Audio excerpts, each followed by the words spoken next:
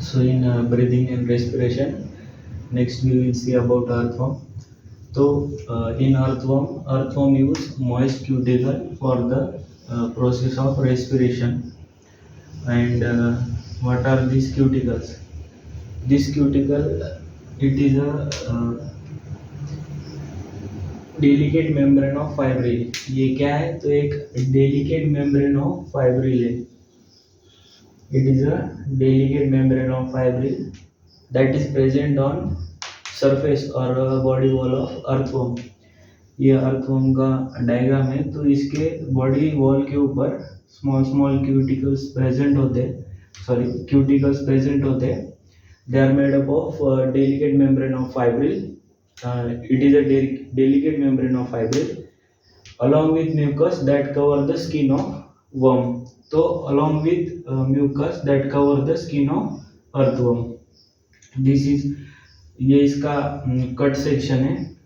Epidermis, this part is epidermis. इसके ऊपर ये जो पार्ट है ये हम क्यूटिकल बोलेंगे. This is capillary loop, circle, muscle, longitudinal muscle. ये whole body of earthworm, that is this part is head end, mouth, flatellum. This is body, this is tail end, and these are body segment.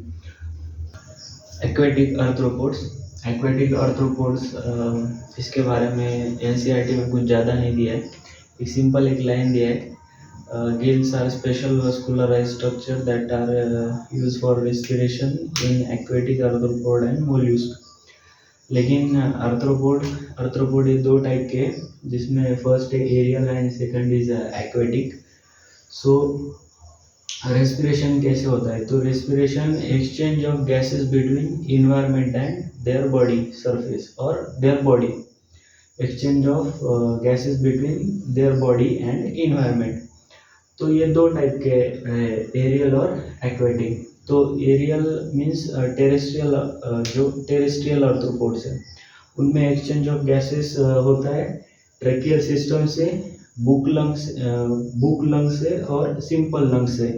मतलब ये जो aquatic aerial arthropods है वो exchange of gases करते हैं through tracheal system और lungs, book lungs और simple lungs. लेकिन जो एक्वेटिक आर्थ्रोपोड्स है उनके अंदर जो एक्सचेंज ऑफ गैसेस होता है वो गिल्स के थ्रू होता है.